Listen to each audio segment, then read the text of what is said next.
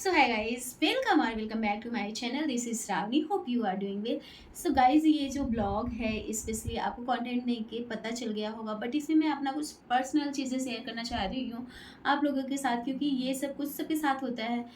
I think सब कोई उतना ज़्यादा नहीं शेयर करते होंगे, बट मैं आज जो मेरे लाइफ में हुआ था, जैसे मेरे साथ हुआ था, जो मैंने फेल किया था, सब कुछ मैं आज आपके साथ शेयर करने वाली हूँ। तो गाइज, ये जो ब्लॉग है स्पेशली मेरे सेकेंड प्रेगनेंसी के उस डे का है जिस दिन मैं हॉस्पिटल गई थी।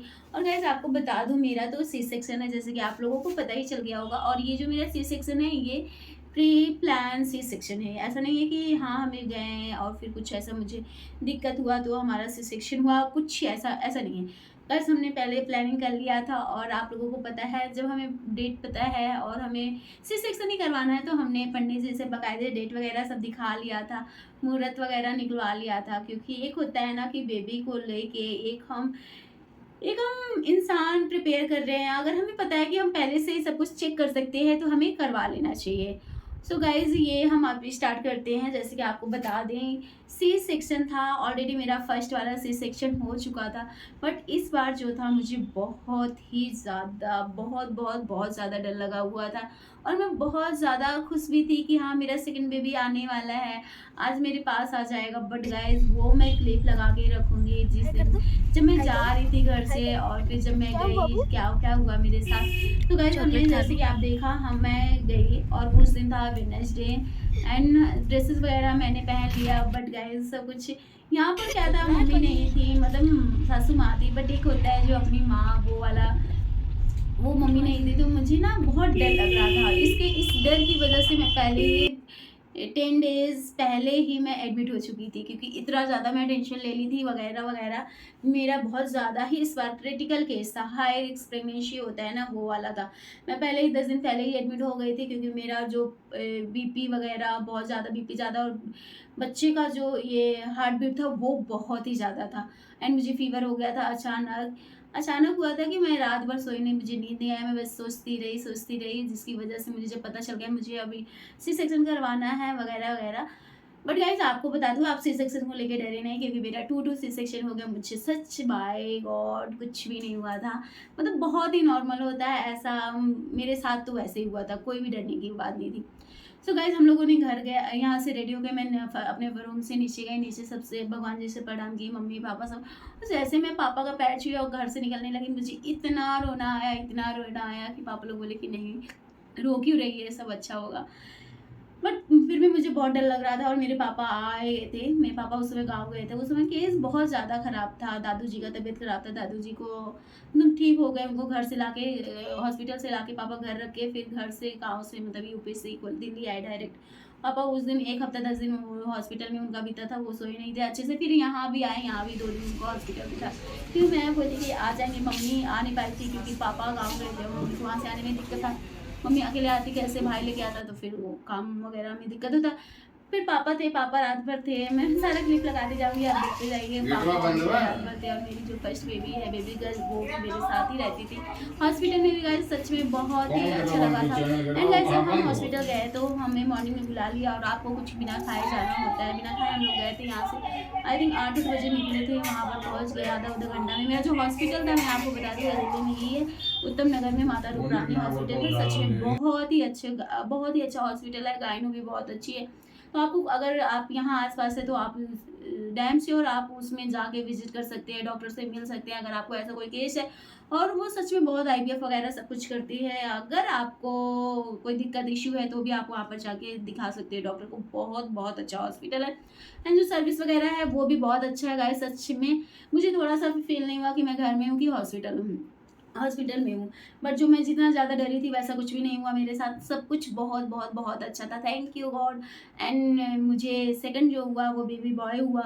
और सच में मुझे जो है बेबी बॉय ही चाहिए था, क्योंकि मेरे पास बेबी गर्ल थी। मेरी बेबी गर्ल के लिए भाई चाहिए था, राखी बांधने के लिए। मेरे से ज़्यादा बेबी मेरे बेबी गर्ल को चाहिए था, तो उसके लिए भी मुझे थोड़ा-सा टेंशन रहता था कि मुझे baby boy he. And guys, जब हम लोग मॉर्निंग में पहुँचे, उस समय तो डॉक्टर आए नहीं थे हमारा, और बाकी के लोग तो वहाँ रहते ही हैं। हम वो लोगों ने चेक वगैरह करके ड्रिल लगा दिया मेरे को। और मेरा जो है पानी कम था, इसलिए काफ़ी टाइम तक, मेरा 8 बजे से लेके 8 साढ़े 8 बजे से लेके 1:30 बजे तक ड्रिल चला, क्योंकि 1:30 बजे तक मेरा सलाइन चढ़ता रहा पानी की वजह से, पानी कम थी और जो मेरा केस था हेपेटाइटिस बी पॉजिटिव था। तो मैम ने बोल रखा था कि जब मैम ने कैनुला लगाया तो उन्होंने चेक किया ब्लड कम है और अगर कोई दिक्कत भी हो सकता है, तो इसलिए मैम पहले ही बुला ली थी। तो कैनुला मेरा चलता रहा 1:30 बजे तक। 1:30 बजे फिर उसके बाद मैम डॉक्टर आई मेरी, जो मेरी डॉक्टर जी थी, डॉक्टर पूनम पूनम मग्गू नाम है उनका। तो उन्होंने आया, फिर देखा, बोला सब ठीक है, तो ओटी पे लेके गए और सच में मेरा हार्ट बीट ना, मैं मॉर्निंग से वहाँ गई थी, मैं बोल रही थी आप मुझे उसी टाइम बुलाओ और उसी समय एडमिट कर दो। बट क्या हुआ था, जब हम हॉस्पिटल में रहते थे उस समय हमें बहुत ज़्यादा डर लगता है, क्या होगा, अब मैं जाऊँगी, अब मैं जाऊँगी, ये जाऊँगी, ये बहुत सारे बच्चे हो रहे थे, मतलब 4-5 बच्चे हो गए थे हमारा। फिर गया था, उसके बाद हम लास्ट में, मेरा लास्ट में हुआ ओटी, क्योंकि उस समय मेरा जो था पानी कम था, तो पानी दे के डॉक्टर ठीक हो गया। फिर एक बार टेस्ट हुआ, सब कुछ सारा टेस्ट हुआ, सब ठीक था, तो डॉक्टर लास्ट में लेके गई मेरा जो ओटी की। और उस समय जो केस था, जब मैं गई, आई थिंक मैं पैदल गई थी, व्हील चेयर पे बैठ के नहीं गई थी, क्योंकि मैं बोली मैं चली जाऊँगी। जब मैं वहाँ गई तो वहाँ पर 2-2 बड़े-बड़े अंकल होते हैं ना, लंबे चौड़े। हम बोले आप लोग करेंगे? मेरी मैं तो मैम से बोली हूँ, मुझे मेरा तो पूनम मैम करेंगे। लेकिन हम लोग डॉक्टर नहीं लग रहे हैं? हम बोले हाँ, डॉक्टर लग रहे हैं, डर लग भी रहे हैं और मुझे डर भी लग रहा है, इतने बड़े-बड़े लोग हैं। सच में होता नहीं, वो जिगरा चाहिए ओटी करने के लिए, वो उस टाइप के थे, लंबे, चौड़े। एक अंकल थे, वो काफ़ी अच्छे थे, बहुत एंटरटेन कर रहे थे मेरे को, फिर सिस्टर लोग थी, वो लोग भी थी। सो गाइज़, जो उसके बाद जो हुआ, जब हमने गया, फिर मुझे लिटा दिए। अब पता है, मैं बहुत 1 हफ्ता पहले से सपना देख रही हूँ, मुझे इंजेक्शन लग रहा है, मुझे कमर वाला एनोशिया होता है ना, वो इंजेक्शन लग रहा, उससे जा नहीं रहा। और लास्ट में क्या हुआ, मुझे जब ऐसे लिटा दिए, फिर बैक करके ऐसे करते हैं और झुकने के लिए बोलते हैं और फिर इंजेक्शन लगाते हैं। अंकल आके इंजेक्शन लगा रहे, एक बार लगाए तो वो प्रॉपर नहीं गया, हल्का-सा कुछ हो गया, मतलब क्या, सही जगह पे नहीं गया।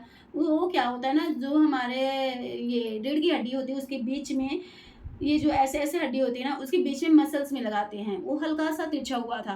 तो अंकल ने बोला कि वेट, वेट, वेट। फिर मैंने रुक गया और मुझे तो पहले से ही डर लग रहा था कि क्या होगा क्या नहीं, तो मैं थोड़ा-सा रुक गई, डर गई। अंकल बोले डरने की कोई बात नहीं है बेटा, थोड़ा-सा रिलैक्स होके सही से बैठो। मैं सही से बैठी, फिर सेकंड टाइम में हो गया मेरा। सेकंड टाइम में हो गया, बट हाँ, सच में बहुत सारा मैंने वीडियो वगैरह देखा है कि इंजेक्शन से, ये वाला जो इंजेक्शन लगता है, इससे बहुत डर होता है। बट गाइस, सच में कोई डरने की बात नहीं है। नॉर्मल जो इंजेक्शन लगता है ना, वैसा भी, उससे भी नॉर्मल, मतलब कोई-कोई डॉक्टर होते हैं ना, जब हम कई बार इंजेक्शन लेते हैं वो बहुत ज़्यादा पेन करता है। बट मेरा 2 बार लग गया, दोनों बार में मतलब कोई दर्द नहीं हुआ, कोई इश्यू नहीं आया था। सो इंजेक्शन जब लग गया, फिर मैं लेट गई, तो थोड़ा-थोड़ा मुझे, जब लेटी थी तो अंकल बात कर रहे थे और सिस्टर बात कर रही थी। मतलब सब कुछ है कि पहला बस माइंड को डाइवर्ट करने के लिए, क्या तुम्हारा कौन-सा बेबी है, कैसा है, क्या नहीं, ये वो। और गाइस, जो सेकंड ओटी हुआ मेरा, उसमें काफ़ी टाइम लगा। फिर मैं उस समय भी बोल रही, मेरी डॉक्टर अभी तक आई नहीं, वो डॉक्टर मैम, मतलब पूनम मैम कहाँ है, कब आएँगी, मुझे उन्हीं से करवाना है।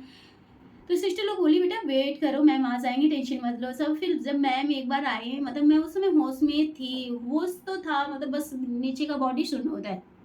तो मैं जब मैम को देखी तो मैम को बोली मैम आ गई, तो मुझे बहुत खुशी हुआ। बट फिर मैं लेटी हुई हूँ, हाथ-पैर, मेरा हाथ जो ऐसे होता है और ऐसे पूरा मरा-मुर्दा होता है ना, कुछ उस तरीके का फ़ील होता है वहाँ पर जब लेटो।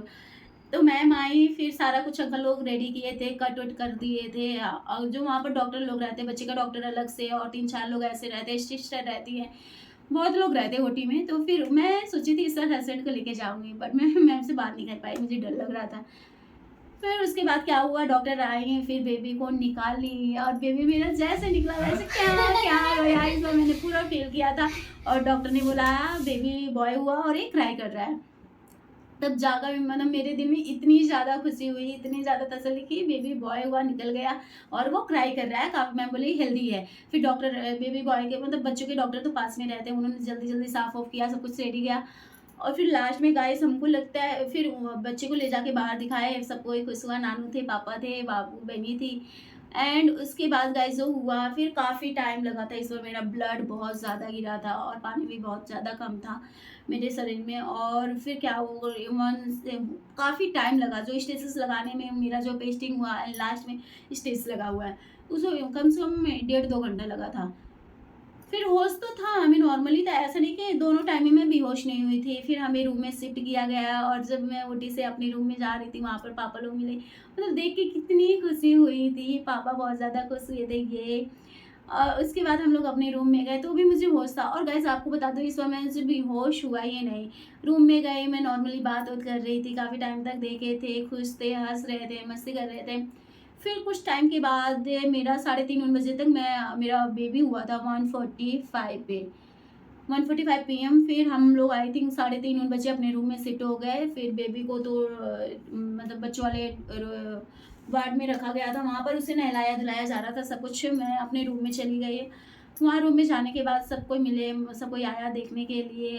और इस बार मैं बेहोश हुई नहीं थी और मुझे सब पता चल रहा था कौन आ रहा कौन नहीं। फिर थोड़ा देर बाद 2 to 3 आवर्स के बाद मुझे पेन स्टार्ट हुआ। वो खत्म होने के बाद मुझे पेन स्टार्ट हुआ।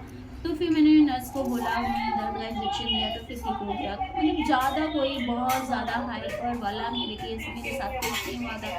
थोड़ा जो अब सीजर हुआ, सी सेक्शन हुआ, आप किसी बच्चे को जन्म दिए हो, किसी बच्चे को इस दुनिया में ला रहे हो तो कॉमन सा बात है, उतना तो दर्द सहन करना पड़ता है। और माँ बच्चों के लिए सच में बहुत स्ट्रांग होती हैं।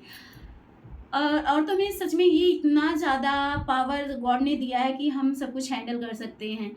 और मैं आपको बताती अब मैं उसके बाद लाऊँगी डे 1 को मेरे हॉस्पिटल में क्या हुआ, कौन था, कैसे नहीं, क्या हुआ था। फिर नाइट पापा थे, मम्मी का वीडियो कॉलिंग आया, सबका वीडियो कॉलिंग हुआ, सबसे मैंने बात किया। फिर दर्द का इंजेक्शन देने के बावजूद भी मुझे नींद नहीं आई हॉस्पिटल में। और ये थे फर्स्ट नाइट को बेबी ने ज़्यादा क्राई किया था। मतलब क्या, उसे गोद में लेके बैठना पड़ता। आई थिंक उसे भूख लगता था और ये लोग फीड करवा नहीं पाते थे प्रॉपर।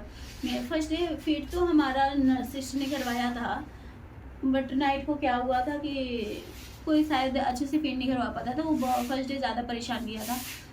कुछ टाइम पापा लेके बैठे थे, कुछ टाइम हस्बैंड जी लेके बैठे थे।